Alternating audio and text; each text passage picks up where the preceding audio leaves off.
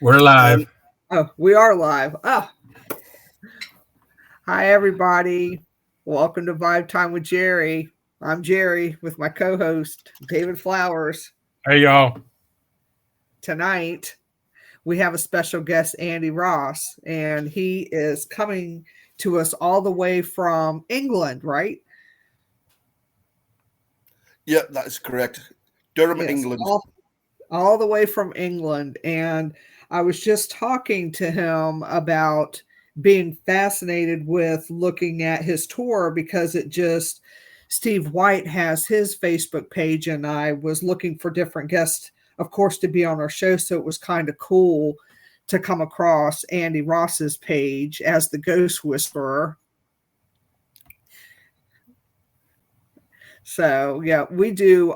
David and I do ghost tours too. We do them out in Williamsburg, Virginia. So it's always kind of neat to meet somebody else that, um, that does tours and different, ghost hunts and things like that.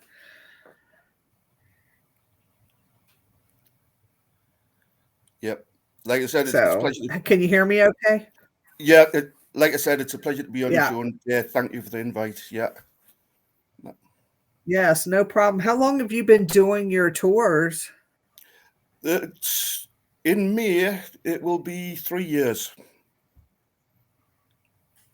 I started 3 years ago, just after COVID. Um, with COVID, I know a lot of people had to rethink about what they were doing in life, and I've always wanted to Yeah. do this, and so I thought, give it a go. Worst could happen that nobody turns up for the tour, and just one walk, and that would be it. But 3 years Yeah. later, I'm still going. So So at what got you started into to doing what you're doing on your as far as the tours and things like that? right, we have to go way back to when I was about five. Me 5 or 6 year olds, my aunt would tell me and my cousin ghost stories.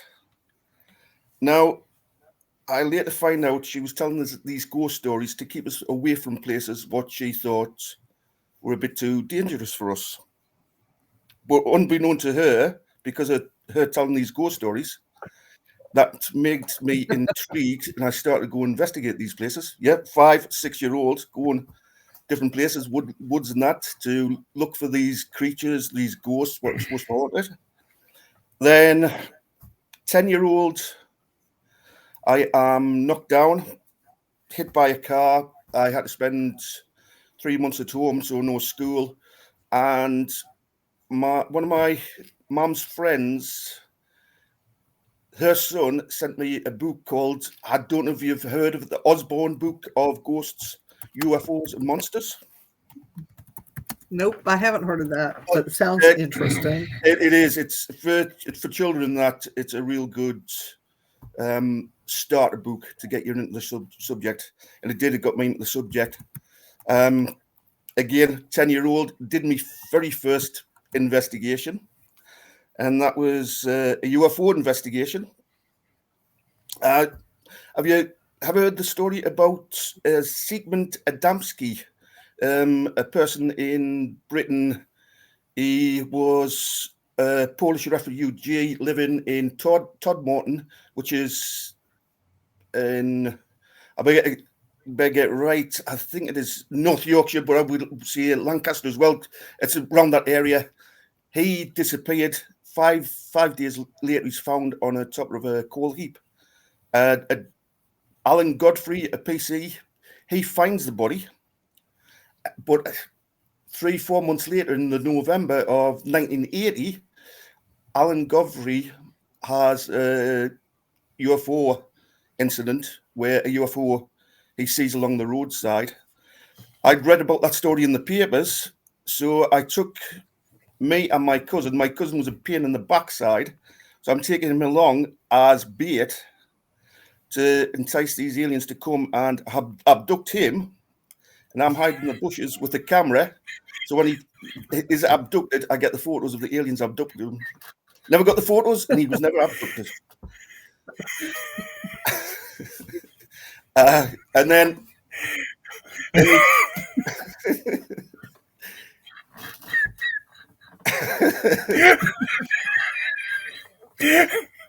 Use your cousin as bait. yes, yeah, use me cousin as bait. Yeah, the idea was he was going go out into the middle of the field. I was going to hide in the bushes. When the UFO came along and beamed him up, I was going to take photographs of that, get evidence aliens existed, and get rid of my cousin at the same time.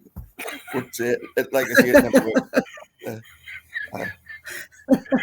Oh, yeah, that sounds like something I would have done. yeah. That's fun. And then about 25 years ago, I joined a group called Twilight Worlds Paranormal Research Society in South Shields. I joined them and we went on investigations. We still do go on investigations. But I started Halloween time and certain times of the year, we'd go out in the cars. I would know a few stories about different areas around the northeast of England. So we'd go out, we'd stop at a place, and I would tell them the story linked to that place and then go on. And then, like I said, 3 years ago, 2022, I was thinking, could I do that where people would come and listen to the stories of Durham? And that's the story. That's so cool. Yeah, it is. And That's I really really like the fact. Yeah, I really like the fact that you actually do investigations.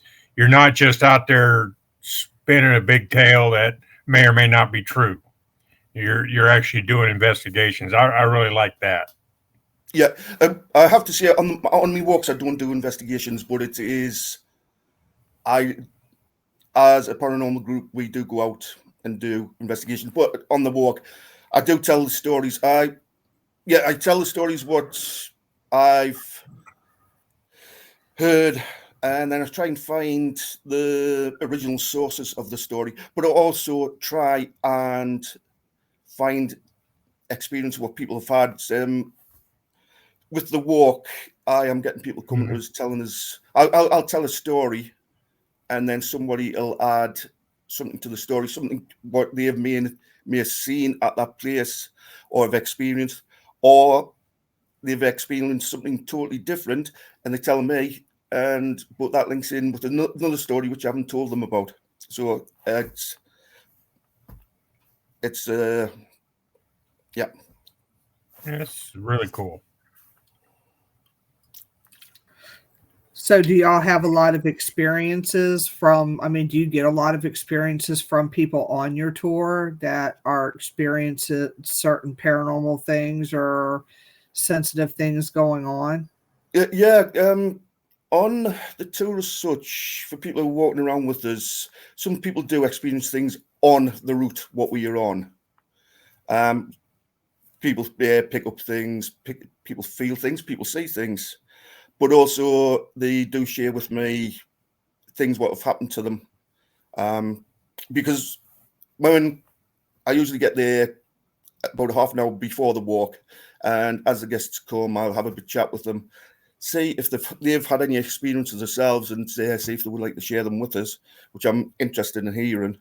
And as we're walking around again, I will tell the story, and then somebody, I've had people, one of the places I go to is Durham Cathedral and the castle. So we're on the Palace Green. This is a large road.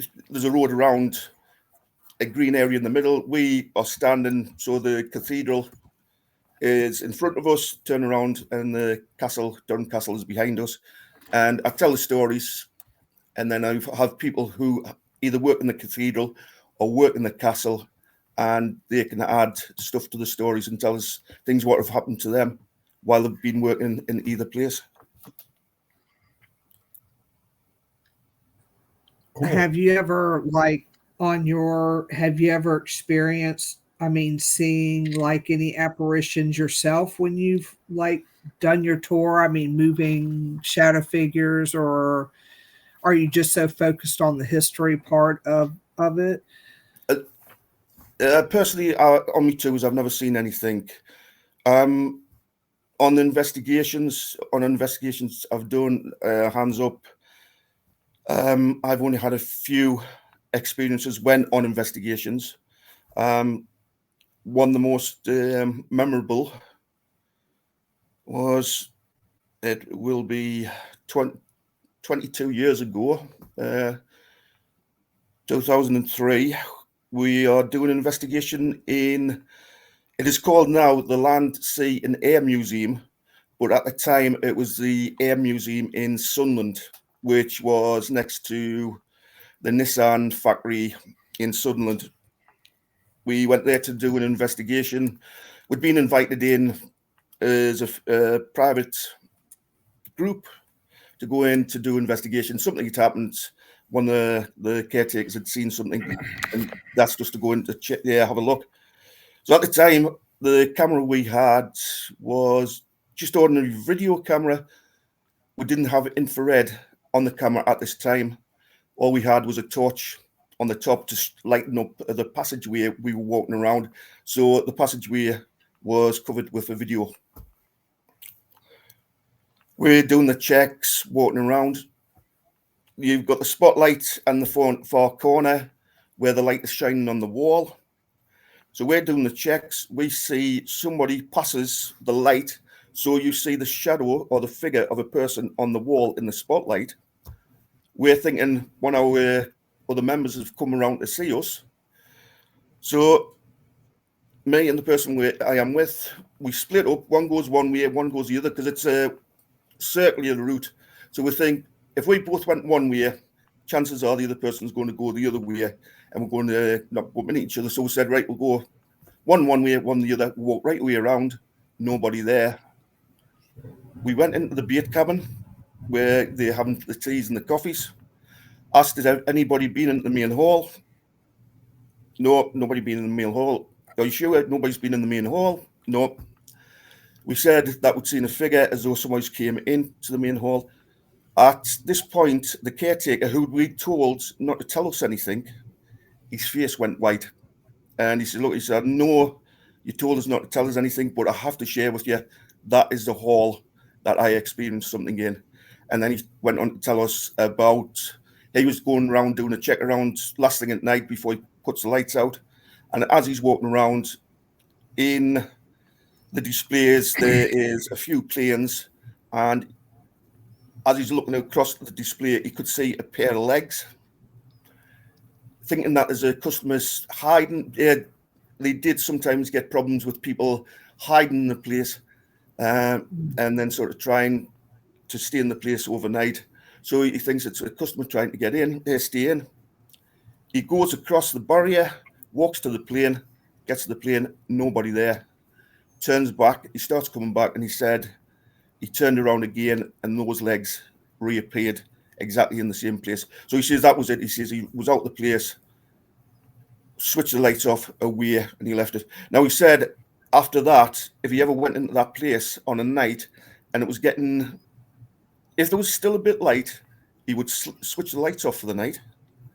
If it was going to be dark, once he switched the lights off, them lights would stay on the rest of the night, because he says I didn't want to switch the lights on. So and so that was the only sort of one of the most memorable experiences we had. Yeah. Oh wow. Yeah. Ronnie Ricker's asking, being in England, are you familiar with M.J. Dixon and Carl Hutchinson? MJ has an event here in Virginia every year. Have you ever worked with them? I have to say no. I've never heard of them. Yeah, I've heard the name. Yeah, I've heard the name, but I don't know who MJ Dixon is or Carl Hutchinson. No. David, you're in charge of chat. Okay. I can't see it. Ronnie could call me a mean name and I won't know. So Yeah, when you go ahead. yeah, go ahead. When you do your investigations, what type of equipment do y'all use? We do have the run of the mill EMF meters. We take temperature reading equipment. Sadly, now we don't rely as much on the EMF meters and stuff like that. We've found with the EMF meters, the best thing they do is pick up if there's a fault with the electrics or if you're getting mobile phone signals. We just go in, we do it more old style. I don't know if you ever heard of Harry Price, investigator from the 1920s. He did a report on Bolham Rectory haunting in England, and also he did a lot of investigations in the 1920s, and it was sort of basically we go in, pen, paper, camera, recording, audio recording devices, just go in with them, and we see what we feel, what we hear. We try and work out, is there an environmental thing what's causing the hauntings, and try and sort of go from there. And we find with any gadgets and that, the distracting. You might be sitting, then one of the gadgets go off, and oh right, what's that? And then you find out that one of the group has forgotten to switch the mobile phone off, or something like that. So we leave that and do it the bare bones investigations. Yeah, and I find that really interesting because y'all are all the way over there in England. We're here in the U.S., and a lot of the people I know are doing the exact same thing. That's good to hear, because I know I do sometimes go out. I sometimes go and join other groups just as a paying guest. I'm going just to experience the place and that. And a lot of these the groups, the heavy with the equipment. I do understand that if you're paying a guest, you want something to happen. You need something for people to come back again. But when you're doing a proper investigation, I think you have to go to the bare bones and just work out what may be happening, and then you could build up from there and come up with theories and ideas what's needed to record more, or what's. Yeah, Jerry and I, we have a lot of different gadgets, a lot of them. Yeah. And on the tour that we do, we show the gadgets.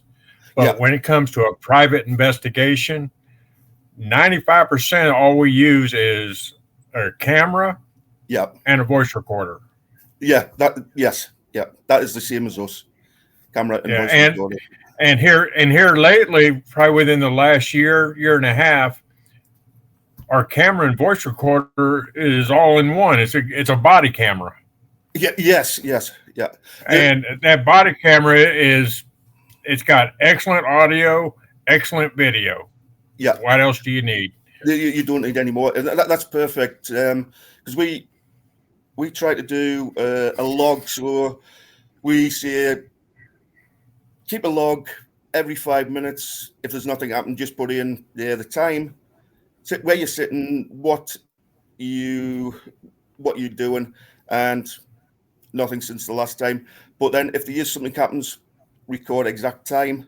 And with the body cams, that's even better, because if something happens, you're recording what the people are saying, where they are, because it's amazing with investigations, something can happen, and because of the commotion, you can think, oh, that was there, and then you forget that maybe was somebody in another part of the room where there's something happening, and or another part of the building. And but with the cameras, you can see, all right, that's there, but what's that there? I don't know with you, have you ever sort of, when you've had the body cams on, have you ever picked anything up where you think, hold on, what's that? Yes, definitely. Yeah. And one thing I really love about the body camera, you put it on, you forget about it. Yes, yeah. You're not doing anything. Yeah. And you're in the middle of an investigation. You want to take a break. You're sitting down and you're talking about anything other than ghost hunting, and then all of a sudden something happens. Yes. That is true. Yeah, some of our best evidence that we've collected has been on accident. Yeah, we weren't trying to capture anything. Yeah. We were talking about something else, and something happens, and body camera catches it. Yes. Yeah. So I think it's really cool how two different countries, your investigation practices are really close, really similar. Similar, yeah. It is good to hear that. It sort of reaffirms that we are doing something, and it is in the right way. Yeah. Yeah. If I'm screwing up, so is somebody over in England. Yes. Yeah, that's really cool. And so, but when you do use one of the gadgets, what is your favorite one to use other than a camera or voice recorder?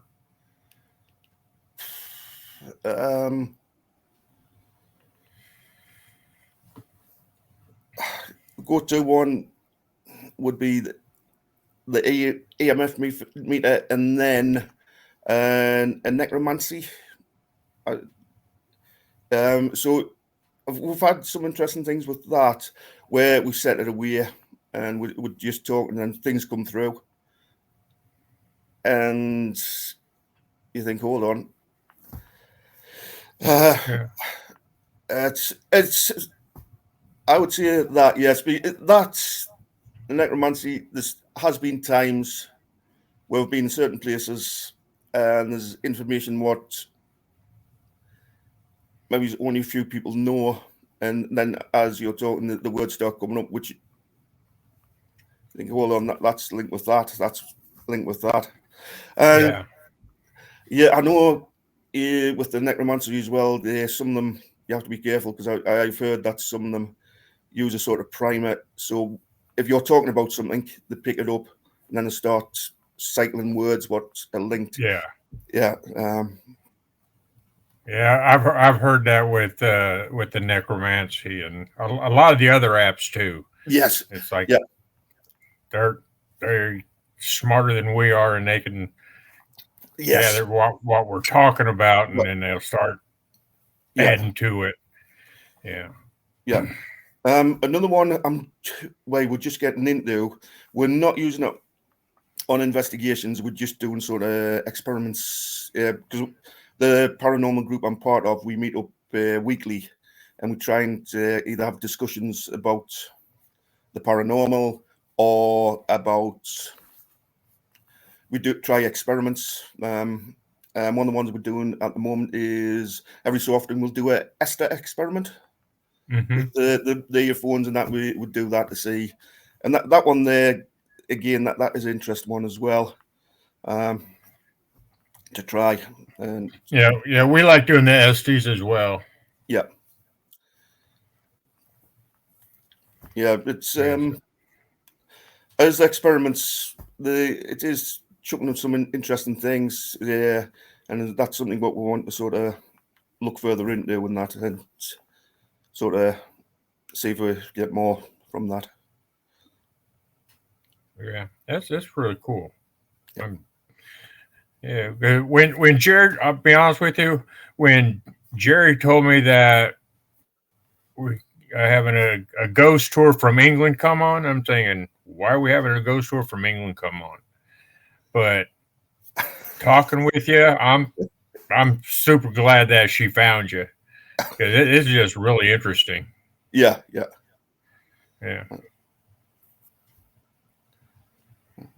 Yeah, Ronnie Rickard said, for a phone app, not much on Necromancer, but I've had good results with Spirit Talker and SIP, which is only available on iPhones. Right. Yeah. Yeah. Yeah. I'm an Android guy, Ronnie. Same So, here. Android. Yeah. yeah. Yeah. So how often do you get to doing investigations? Lately, it has been. Well, in fact, for the last year and a half, we haven't been able to get out. Work commitments, the walks and that, and then the other members of the group again, work commitments, family commitments.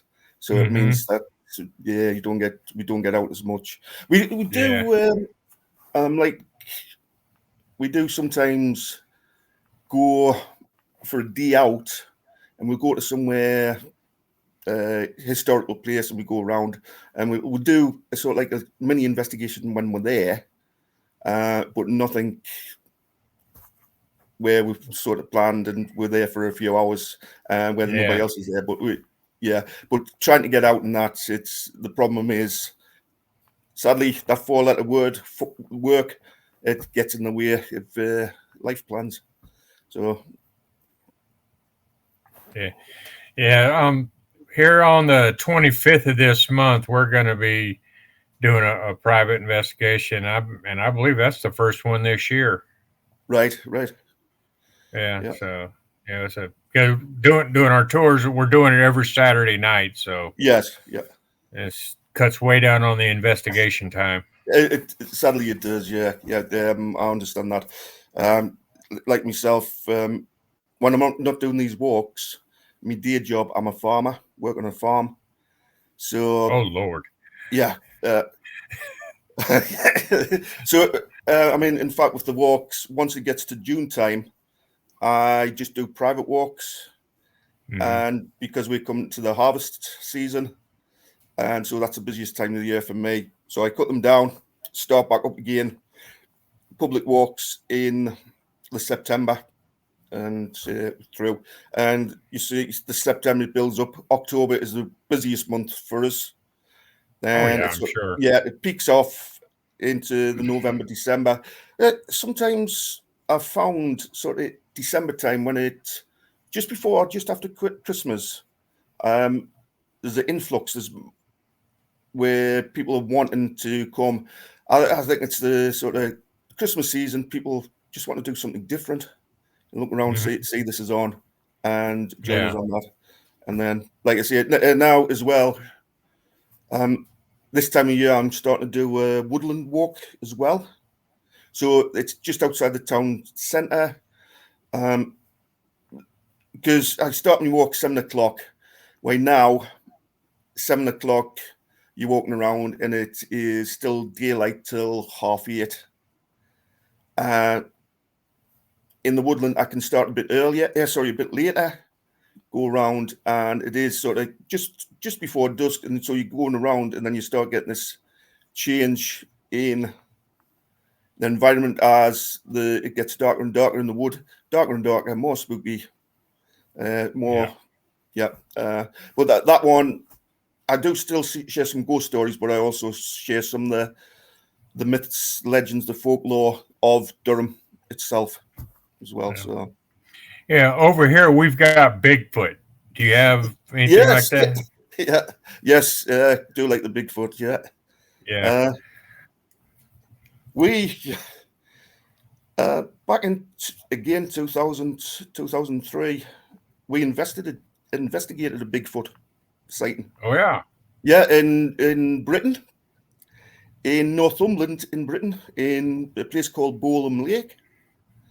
There'd been a sighting of something in there, something 7.5, 8 foot tall, red glowing eyes.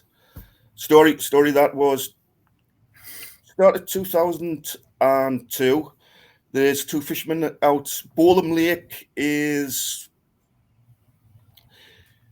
anybody who knows the northeast of England, you've got Newcastle Airport, carry on around, you come to Ponteland, past Ponteland to Belseat and Bolham. Bolham Lake was a man-made area, a park, grass area, trees, and then a big pond, big lake. Two fishermen there. You can fish there dawn till dusk. You have to be off by dusk. So they're coming off.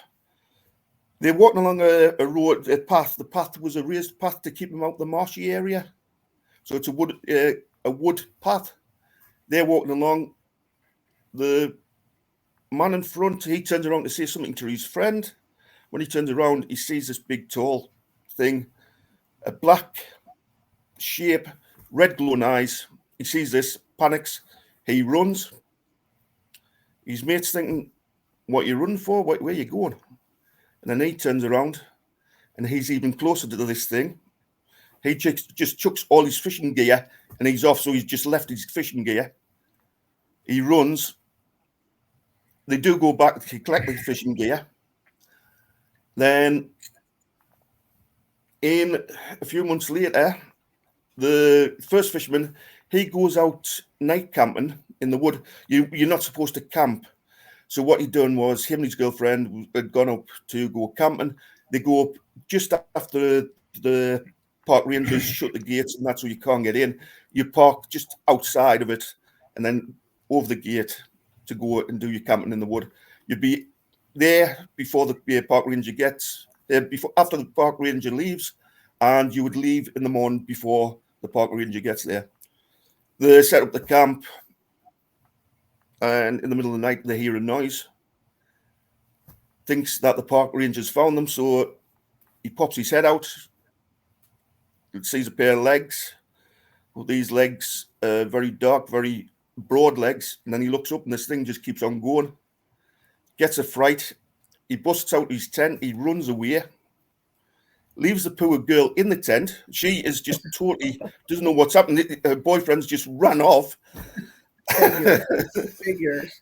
Yeah. And I mean, I don't know if them two. I don't know if they're still together. I think she went off with the Bigfoot because I think he was a better person because he stayed around. He didn't.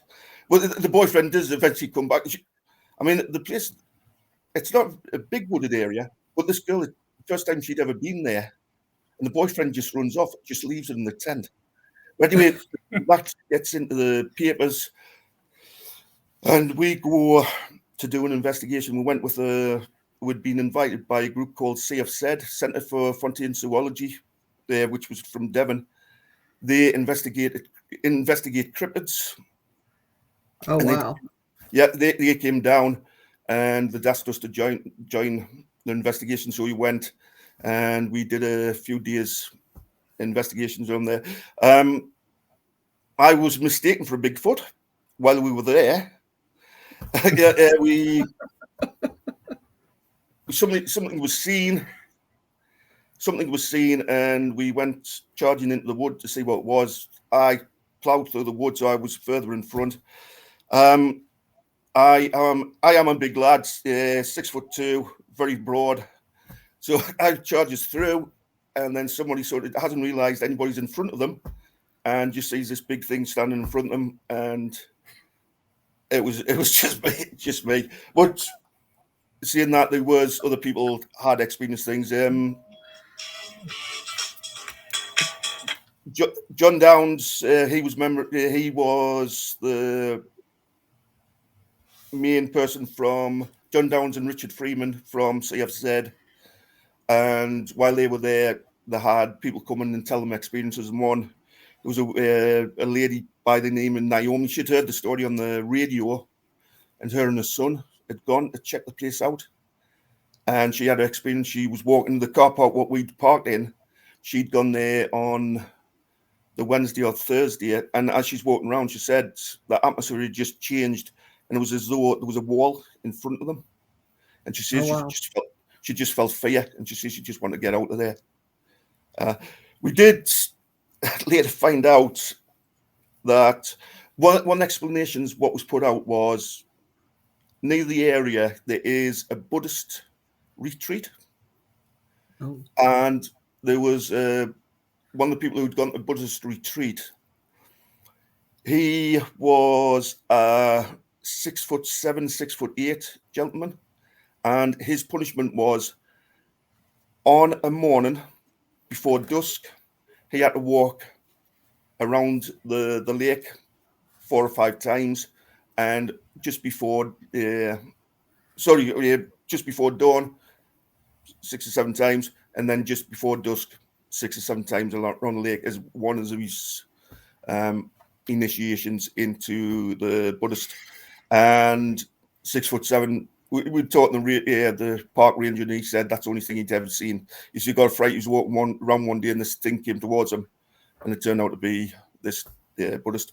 But he is linked to the area. There is a Iron Age settlement up on the bankside, and people do find or have experienced funny things there. So, yeah, I was looking it up on. I was actually Googling it, and it was talking about the Beast of Bolam Lake, the British Beast of Bolam. Bigfoot. Yeah. Yeah. If you go, I think they're still going on. If you go to CFZ, the Centre for Frontier Zoology, they had a write-up about the investigation they did. Yeah, I'm gonna look at some of this stuff later because I looked up Harry Price too. That's very interesting. A British psychic researcher and author who gained public prominence for his investigations into the physical, and then it stops. So I got to read it. Phenomenon and exposing like fraudulent mediums. Yes, yeah. Is that who you were talking about? That is the person. Yes, yeah, yeah. Mm-hmm. Like I said, the most famous one was Bowley Rectory, which he investigated, but he also investigates a few more places. Also on the Isle of Man, there was the Talking Mongoose Jeff. He investigated that as well. It was a poltergeist case from the Isle of Man from the 1920s. A very interesting case as well. Yeah, I was going to say, it sounds like that y'all have like a lot of history there, like we do over here, because we live in the Civil War triangle, the Revolutionary War triangle. I mean, so I don't know if it's the same there as it is over here, but yes, yeah. I mean, like with the walk and that. One of the stories I tell is about it's from 1346, and it's about the Battle of Neville's Cross, which Neville's Cross is a small village now, just outside of Durham. It's about 1.5 miles out of the centre of Durham, and at 1346, the Scottish Army led by King David II, he comes over. He's been asked by King Philip VI of France to attack the north. So he comes around, he goes to a few different towns in the northeast. Carlisle, first one he goes to. Townsfolk in Carlisle pay him off not to attack the city, takes the money, just leaves the city alone. Carries on around, ransacks Hexham. October the 16th, he lands in Durham. He sets up a camp in Durham. October the 17th, he goes to have a battle. He's planning that is all wrong. He finds out.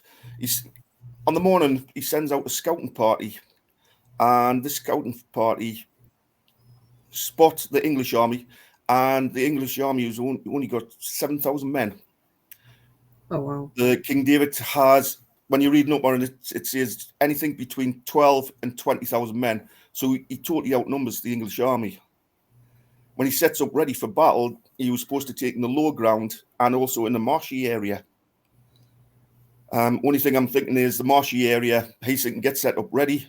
The English army have to come through. I outnumber the English army. They come through. The marsh is going to slow them down, and we're going to be taking them off. Sir Ralph Neville, the leader of the English army, he gets the Neville's Cross, uses the bowmen, the longbowmen. They take a lot of the Scots off, and then he goes into battle. He does kill a lot of the Scottish. King David runs off. When he runs off, Sir Ralph Neville sees this, sends a scouting party to find King David. They go, there is a bridge that cross over. The soldiers stop for a rest, see a reflection underneath the bridge. Oh. Yeah. Realise one of the Scots must be underneath the bridge. So they go from either side, and that's where King David was caught, underneath that bridge. Yeah. Now that's the route now is a nice walking route. If you like walking and the old railway stations, this route can take you along, and you'll pass. You've got the Bear Park railway station in Whitton, Gilbert, Sacriston, Lanchester. So people like to walk this route. They stop on that bridge for a cup of tea, flask of coffee, sandwich. Got a bit of time on their hands, look over the wall into the river, see reflection of somebody underneath the bridge. Think somebody's there fishing. They've got time to spare. Pop down to see if they've caught any fish. Get there, nobody there. Yeah. Yeah. That place as well, in November, I did a small podcast. I went there, did a recording, told a story. Now, my car is parked on the other side in the lay-by.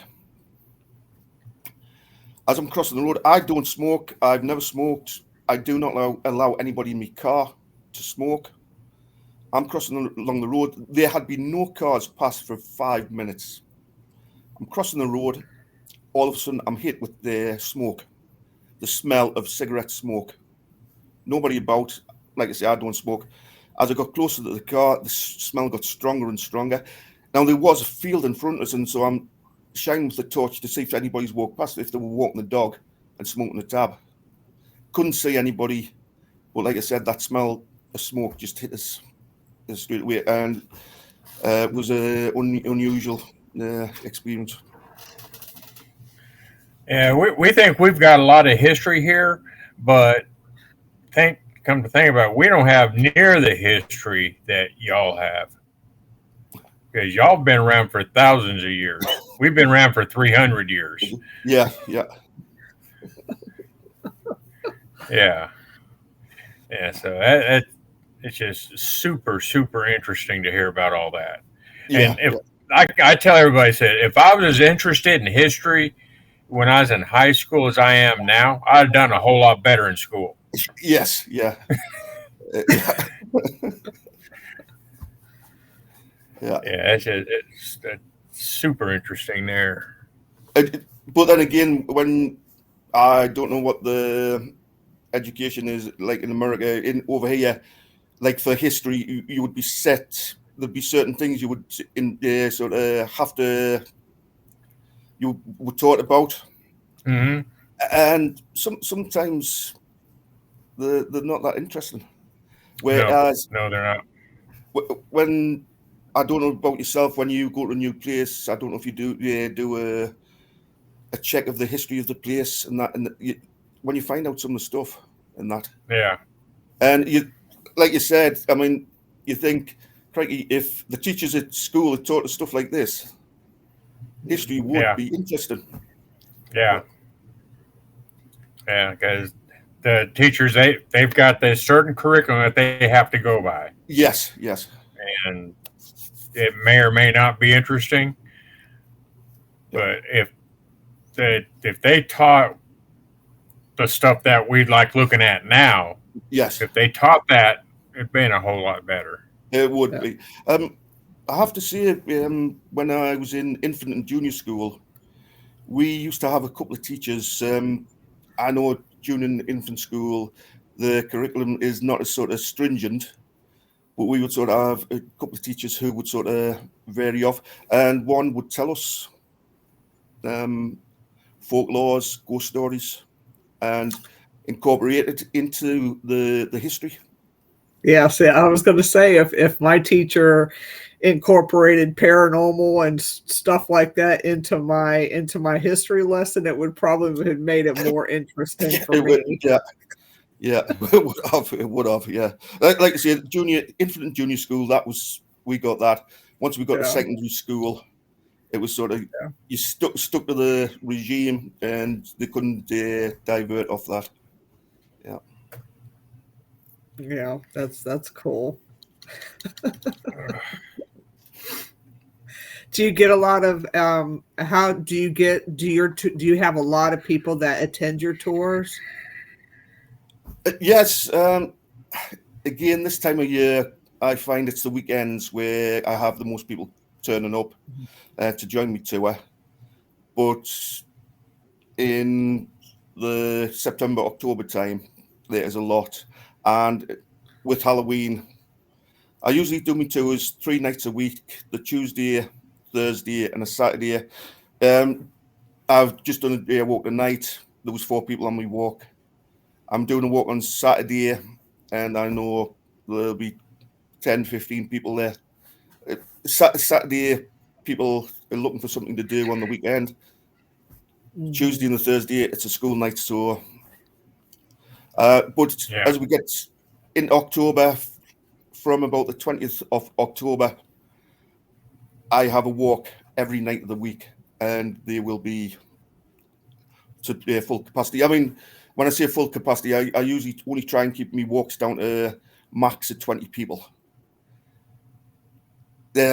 I Halloween night, I do sort of change that, and I will go a bit higher. Just the very first time I did Halloween, I had a tour and there was 40 people on my tour, Oh gosh. and yeah, and I thought it was hard for me to watch. Some of the streets in Durham are very narrow. Taking 40 people through them streets, you've got cars coming through as well. Right.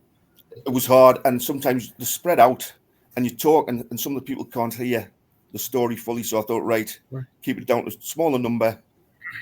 It's easier for me, but also the people who join the walk get to enjoy the stories, and they're not having to strain to hear the stories. Because, like I say, some places they spread out, and so I'm shouting so everybody can hear what I'm saying. And also, I find the smaller groups as well. Not that bigger groups are not enjoyable, but the smaller groups, I get a chance to talk to everybody and Mhm. they see what if they've experienced anything, what their thoughts are on the paranormal, uh, which that as well that intrigues us. What people think of the paranormal and that, and I Yeah, know, and yeah, on our tour, it's the same. We in the summertime. Summertime is our busy time yes, because we do the resort, the tour at a resort, so right, that's yes, where everybody at. So summertime's our busy time, and we get, depending on the night, we'll get between 30 and 60 people. right, yeah, Yeah, those big tours like that, that's really good for the paycheck. yes, But I agree with you. The smaller ones, I like the smaller ones better because more intimate. yes, yes, Yeah, yeah, yeah, and get get to go a little bit more into depth in the paranormal than what we do on the normal tour. yes, yeah. I've found as well because I do also private tours. So if people as a group of friends want to do a tour, I'll do that. Now I find if there's a group of friends, they're more willing to ask questions about Mhm. the paranormal Mhm. because they're with friends and they don't feel why should I say that? Yeah, And that's I like that as well when it's a private group. yeah, very much so. Yeah, How much do your tours cost? I charge £5 a person. Yeah, um, yeah. I know I've been told I should raise my prices, but I can't. I can't justify raising the prices.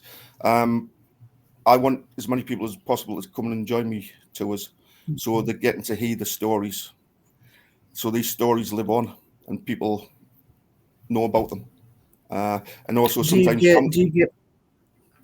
I'm sorry. Do you get like repeat people, like people that yes, come back? yeah, I do. Every so often there'll be a face turns up, and I know, and then oh yeah, I've been on a walk before. In fact, just recently I had somebody who came last year. The last year they came in the October time. First of all, they came with, there was her and a sister, and then a week later they came with her and I think it was one of her friends. And then this year she got back in touch again. She came again with her and the sister. Then the next week, her and her mother. Then the week Oh wow. after, she'd been telling people, and they says, "Oh, I wouldn't mind going on that." She says, "Oh, wait, I'll go along." And she says, "No, I enjoy the stories. Plus, also, I'm having my family coming along to join us." So she, I think, in a month, she was there 3 times. Just gone. That's cool. Yeah. Yeah, if my son ever makes it over that far, I'll have to tell him to come on your tour because he's in Europe. Oh, definitely yes. Yeah. Yeah. Yeah, I'll be like, hey, go on this tour. And then I'll let you know when he's coming. Yep. Because Yeah, I'm sure that he will make it over in those areas before he comes back over to the US, which isn't really anytime soon, but yeah. I'm sure that he'll make it over. Yeah, he's going all over the place. Yeah, he's going everywhere. So Right. I'm sure he'll make it. I'm sure he'll make it there too. Yeah. Yeah, I just did the math. Our tours is £11.72. Right. So it's $15 our money. Yes. Yeah. So £5, that's a steal. Yeah. Because we've got the lowest prices around. Because all the other tours in the area, they're all $20, $25. So yes. that £5, 40. yeah, that £5, that's a steal right there. Yes. Yeah. But like I said, I want as many people as possible to enjoy it, and I sometimes find there's families coming, and if there's 3 or 4 in the family, if I raised it up, so 3, 4, 15, £20, it's not that much. If I raised it up, as I said, £10, 30, £40. Yeah. Yeah. Yeah. So that's just really cool that you keep the prices down that low. Yeah. Like I say, this is sort of really this with me and the job. This is just a sideline, and Right. I know I'm looking to eventually, so because I know I will not be able to do farming forever, and I'm looking at this as maybe stepping into this more full time. Yeah, I may have to sort of look at my prices then, but I'm trying to keep it down as price as low as possible. The more people who come out, like I say, they get to know the history of Durham, they get to know the ghost stories of Durham, they get to know some of the folk stories of Durham, some of the stuff, and also when I'm taking them around on the walks, I've had people who've lived in Durham all their lives, and I'll point things out to them, and they've never seen it before, they've never experienced it before. Places would go, well, I never knew this was here. And How big is Durham? It's not that big. Let's see. It's if you went from Clearpath, which is at the far end, right way up to the cathedral, you walk in, it would be less than a mile, and it's not a mile. It's not a mile across. Everything is 72.8. Pardon? 72.8 miles. That's what it says, 72.8. Square miles? When you Google it. Yeah, no, Yeah. that'll be the County Durham itself. Ah, okay. Yeah, Durham, because I just go around Durham City, so Durham City is very compact. I mean, the city itself, you can walk 5 minutes from the city centre, you on the riverside. 5 minutes from the city centre, you are at the cathedral and the castle. It looks beautiful. It is a gorgeous place, and Yes. as you're walking around at different times, the way it is lit up or the sky, it's a beautiful place, and you get a change of it as you are walking around. I do love the Yeah. city. Yeah, it is real nice. Yeah, I was gonna say I was looking at it and it looks absolutely beautiful because when you do your tours, I don't really get to see a lot of it when you're when I see your advertisement for your tour. Yeah, So that's kind of neat. You should do a Facebook Live one night. yeah, For, I could. Yeah, I could do one night and just have a wander around. I know sometimes. I'm trying to think. Last year, I had a free night. I just went up, dressed in my suit, and had a wander around at a few different places where I don't usually go, and showing people the yeah. area and tell them some of the stories from the area. Yeah, when you do that, let me know so I can watch it. I will do. Yes, yeah. Yes, because I mean it really does look pretty. I was looking mostly at your Facebook. I didn't Google or go into the area itself, but gosh, it's very pretty. Yes, it is. It is. It's a real nice city. I mean, the mounts when you're looking in that. I know there's on Facebook. There's a photographer I follow. He does drone photographs of the city, Wow. and he gets some real nice views in that. And yeah, has one where he's right way up, and you can see the castle, the cathedral, the area. You can see the river where you're coming around. Like the Durham, Dunelm, Dunhill. It is Island Hill. That's the name. That's originally what it was, Island Hill, I because gotcha. it is when you look at the photograph, it's an island. You've got the river coming around, and you're on an island. As I say in the tour, it is like Rome. It is built on 7 hills. Yeah, it's beautiful. Yeah, it is. It is. I have a question, and it's going to be an off the wall question, but the castle, the cathedral that's there, is that open to the public? It is, yes. The castle and cathedral are separate. The cathedral, it is a working cathedral, so they do have the services on, but also they do have where you can go around. You can go around the cathedral. They have tours on. You can go in, pay for the tour. They have a museum which you can go around.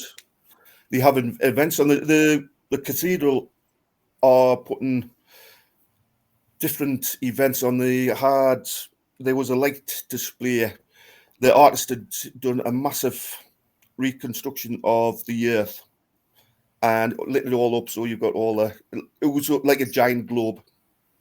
I gotcha. And they had it hanging up in the cathedral, so all the lights are out, but you've got this earth spinning around. And then the same artist did a one of the moon. I never got to see the earth one, but I went to see the moon one, and that was amazing because you're walking around and you can see the moon, and it was a big massive ball, the moon hanging up. They do film, the orchestra film nights, or the tunes from Star Wars, Jaws, Indiana Jones and stuff like that. The orchestra's playing the music, but they're playing it in the cathedral. Oh, wow. Yeah, they are supposed to be real good nights. So you got that, and then the castle. The castle is part of the university now. So university students live at the castle, but during the day on a Saturday and Sunday, the students do take you around on a tour. So they take you around, you can find the history of the castle. And when the students leave, like in the summertime, June, I think it's end of June into July, all the students leave. You can rent rooms in the castle to stay in the castle itself. And also they're rented out for wedding receptions or parties and that as well. That's really cool. It is. Yeah, so if any of our friends go to Durham, England, you know where to go. Yeah, if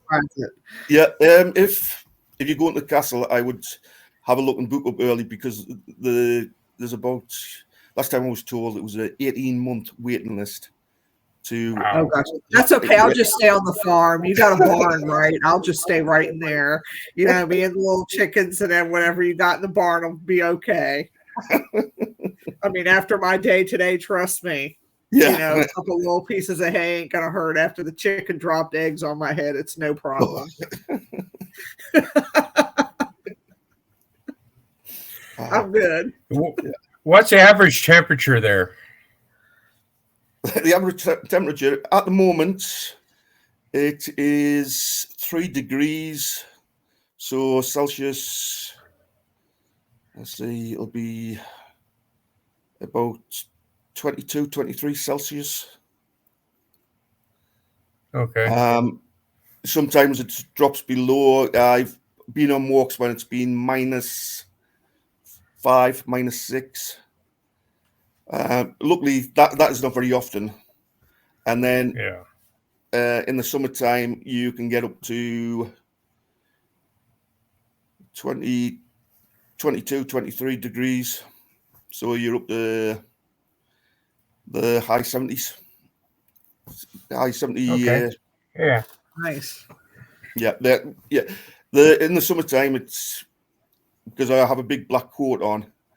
In the summertime, I'm sweltering, and by the time I get back, my shirt is stuck to me back. Yeah.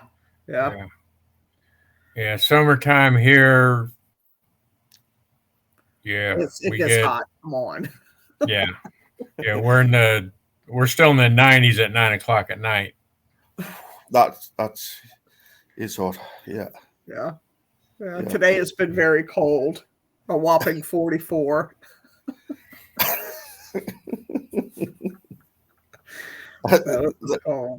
Yeah, that is like, I know a few years ago I went over to Arizona for the UFO Congress nice. conferences at Phoenix. I went over, it was in February. So the temperature was, I think, 15, 16 degrees. I'm walking around with a t-shirt on, and the people from Arizona have jumpers on, jackets on. They said they're freezing cold. They were looking at me as well.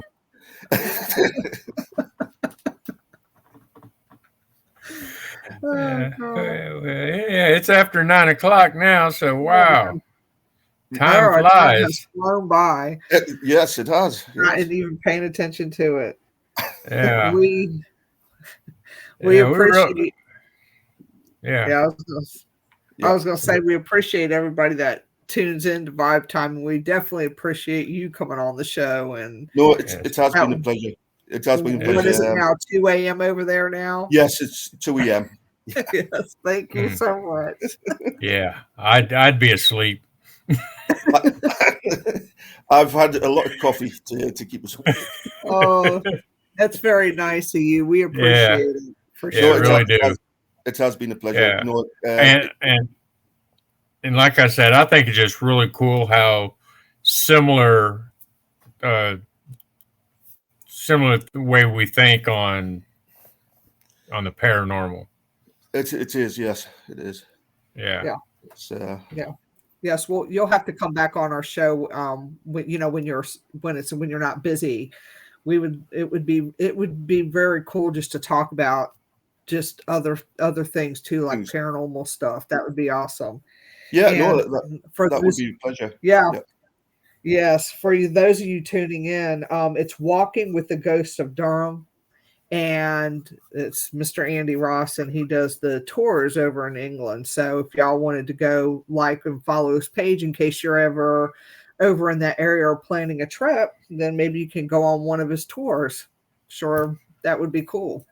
So Yeah. Tell him Dave and Jerry sent you. yeah, you can tell him Dave and Jerry sent you. Yeah, yes. That would be And awesome. yeah, and if anybody's ever over, yes, just give us a shout. I'll be If messaging you because I'll be like, "Can I stay on the farm? Thank you." I don't live on the farm. I just Oh, work on damn the it. farm. Yeah, yeah. That's fine. I'll just find a little special place. You'll be all right. Yeah. No, there is a lot of nice places in Durham. Yeah, it is. Yeah. Well, you guys, next week we got John Stevens coming on. Oh my gosh, Virginia Paranormal Events already. Third weekend in gosh, April, had to think. So we will see y'all next week with John Stevens. Thank you everybody for tuning into the show, and we appreciate Andy Ross coming on. Yeah. And y'all have a wonderful night. Thanks for all your support. Good night, everybody. Good night. Good night.